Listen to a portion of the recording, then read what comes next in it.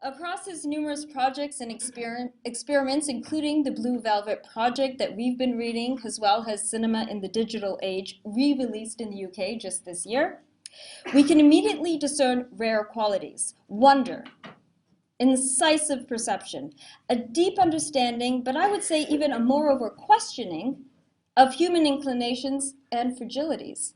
An openness that is rare, with a fervent respect and love for the minute, the so-called trivial or trashy, the quirky and unseen, the beauty and life that can be found in even the closest of details, whether in a Lynchian insect, random YouTube music videos, discarded library books, or even a strip of decaying film. As Professor Rombes writes in Cinema in the Digital Age, there is perfect imperfection in so much that we frequently fail to stop, see, and feel. If anything, and always, through multiple writings across genres and forms, experiments, and film work, by way of film, music, literature, art, and cultural studies as a whole, and just life itself, Professor Rombes reminds us of what is too heartbreakingly human, in his own words.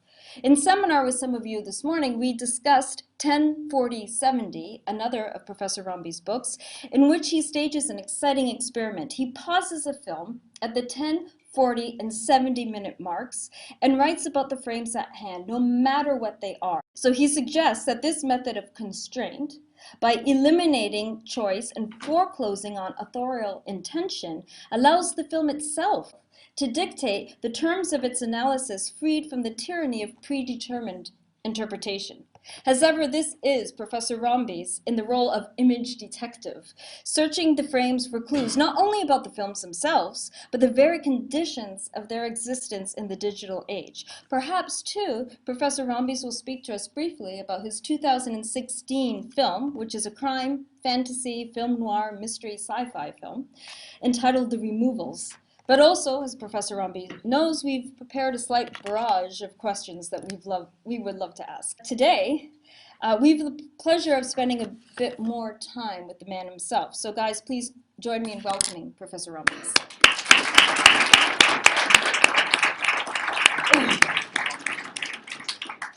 I think Nadine would be a good novelist too, because that's quite a story you wove. Yeah, soul fake. But, he felt like an old friend from the first time. But no, 2011 or so. Yeah, I think so. Yeah. And her own writing, I don't know if she brags on her own writing, but her writing on Chris Marker, who's a filmmaker I never really got. You know, sometimes there are those filmmakers that are in the canon that you like, okay, I have to like know this person. And he was one of those people who I had kind of forced myself to watch here and there, but it never really clicked with me.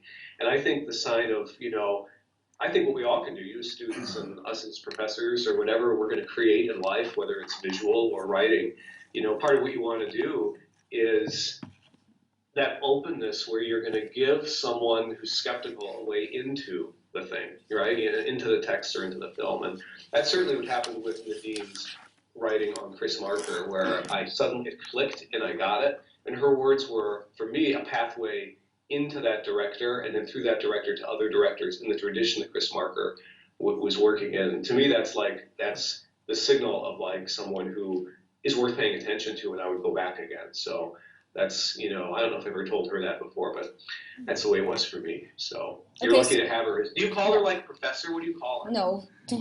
So that's why I asked him to talk to you guys today. So that's it. That's all we have for today. So thanks, Nick. Talk to you later. Yeah, I've never really thought about that, Charles. And I think that for me, there's certain films that I just love so, those films that you just love kind of emotionally, and Blue Velvet was one of those films. And in order to write about it kind of a little bit more clinically and a little bit more from a distance, the sound draws me into that film so much, the soundscape, especially when you're listening to it with headphones or whatever, that it's such a part that I can't even concentrate. Like, it's so beautifully put together, and I almost feel guilty at taking apart a film because it's so beautiful and it's not meant to be taken apart. Yeah. So like the whole Blue Velvet project is very destructive in a way. It's like it's not the way it's meant to be seen. So I had to in some way separate the sound. Like, so there's two. The Blue Velvet that I love is not the Blue Velvet from the project. The blue velvet that I love is the blue velvet that I kind of get lost in as a human and connect with that world and feel it. So I had to almost separate out the sound part because otherwise there'd be too much, I don't know, emotion or feeling in that of the filmmaker word to probably build those seamlessly in together. So I think those films are beautiful failures in a way, and I think they'll be really interesting historical artifacts because wow, look what was, it's a rough draft for what we can do now in a way. So I really admire him for pioneering those effects, even though in Avatar it's the same thing. There's certain kind of feelings there that doesn't quite feel right, but there's this desire.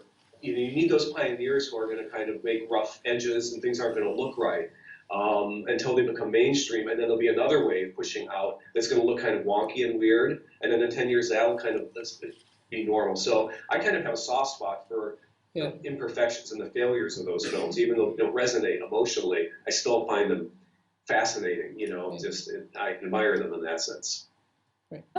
And then a second question from Finn. Finn? I'm reading your questions out. Blue Velvet had an anti-American dream stance, having been made during the 1980s and having experienced Reagan. Do you think, and two separate questions here, do you think similarly politically motivated films with anti-capitalist and anti-Republican messages will be reappearing within cinema, especially given that the Obama administration has been replaced with Trump's regime? So that's a totally separate, but as someone based in the U.S., as an American, we'd love to know your thoughts. So either way you want to go about those two. Yeah, no, the Hollywood question in terms of originality, right? That's the curse of Hollywood. It's always been it's a culture industry, right? It's the sweet spot of making films is that there's a formula that people are attracted to. It states a lot of angst and anger and cynicism. There is a craving for the familiar, and that's what movies have always done. We can critique them for that, right? They're kind of a sedative almost, right? They kind of escape, to take us out of the real world. So to me, that's always been the appeal of the Hollywood formula, is that it provides kind of a safe space at the cost of doing something bold and original. However, Get Out, I'll refer to again, completely original, did fantastic at the box office. So occasionally these films that are original, that aren't based on anything, just really greatly resonate. So it's this weird mix, I think, that we're in now. The question about the Trump era is something I think a lot of us have been thinking here, who are kind of artists and cultural producers and writers and filmmakers in the U.S. Has this kind of story of Logan's a great example of, I think, one of those cusp films that wasn't made necessarily during the Trump era, but that captured a lot of the angst that was building, because long before Trump, there had been this really ugly, right-wing, nativist, nationalist sentiment growing in the United States, which I view as completely and blatantly racist against the Obama presidency. So that had been coming almost since the day he was elected. So it's not even films made in the Trump era, it's these films that were made in the last 2 years of the Obama administration, and moving on to kind of begin addressing some of the ugly, dark currents that were in American culture, unfortunately, and that have been given voice by this megalomaniac who is, not my president, but president of this nation at this point. So I think that's really, I think films are highly political now in that sense. There's a lot of that that's there. Question: how does easier access to equipment change filmmaking?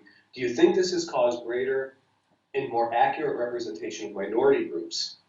And that is I think that's a powerful, that's a question we should talk, I think, more about in cultural studies and in film. And we have, on the one hand, this technology that you would think that if you shine a light on evil, or if you shine a light on bad behavior, if you film it, if you document it, then it will help make it go away, or create people to be so ashamed that they'll change. And I think that's partially true. We have the whole, obviously it started in the United States with Rodney King, there's film of that, but then now police body cams, and Black Lives Matter, so much documentation. And yet, I don't know if it's a human thing or not, but at the same time we seem, capitalism, or whatever it is, this system we live in, this culture industry, media saturated industry, finds a way to recirculate those images into a new narrative framework that sort of defangs them. And there's some, when you have documentation of these atrocities, you have some pushback, but I don't know if the pushback is really equivalent to what it should be. And that I've thought a lot about that. I don't know the answer to why, other than that I think we've become used to it. We become desensitized to it.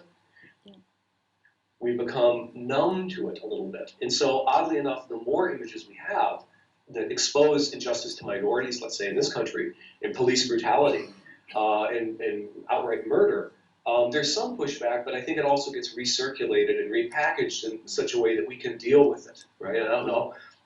That's very distressing to me, but all in all, I think that that's a good thing. I think that shining light through video technology and all of these things that we talk about in film, these advances for digital media, I think all in all, they're really healthy for democracy and an important thing to protect as we face censorship and control and all that. So I think it's really, in the long run, important, but I'm always frustrated by how in the short term, we invent narratives to kind of explain it away or move on to the next thing. And I think part of that is just the flood of these images that come in. It's really hard to latch onto something and stay with it. I would almost say it's a conspiracy by, by those in power to make that instant. So, if you're in power and you're confronted with your own abuse, wouldn't it be weird if one of the solutions to that was to show more abuse rather than hide it, so that you have a culture that's become completely numb to it?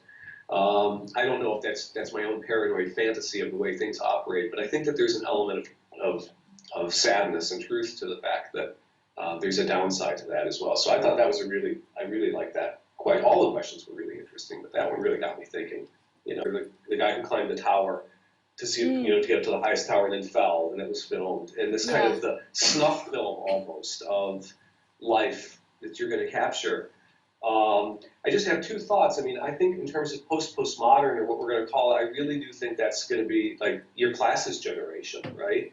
You are the creators of content, hopefully of critical thinking, of art, of journalism, of whatever it is, special effects, whatever it is you're going into, where the body of work you're going to be creating, I think, will answer the question of what is the shape of the future going to be in that. I think we're at a middle point between the switching of the generations in a way, and I think it's going to be up to you to define that and to define the contours of that with questions that I sense from the tone I sense from many of your questions, kind of this idea of social justice and technology and the role of media on our everyday lives and where are the boundaries. The fact that you ask these questions and that they're important to you and that you're trying to figure them out, that to me already is the answer to where we're going to go. And I think it's very optimistic. So I view YouTube as, I always kind of roll my dice on the side of youth, because youth is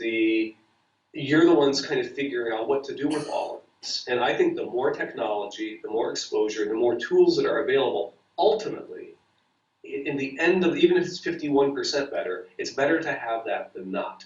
So I think these extremes, that horrible story you just described where you're not sharing, these are all important. I think testing of the boundaries, and as those boundaries are tested, answers begin to form, norms begin to develop, and the new aesthetics of film and of journalism and of media and of social justice, those boundaries begin to form a little bit. And so ultimately I'm fascinated and hopeful by all that, with the caveats of people who push in ways that are very disturbing. But I think those are also really telling. They poke our conscience. What am I willing to watch? Well, how do I feel about that? And it helps define who we are individually and then collectively in terms of what kind of moral creatures are we as well. So, I find it, fascinating and an important way to kind of move ahead in technology and in terms of ethics. Yeah, that's the word I was thinking of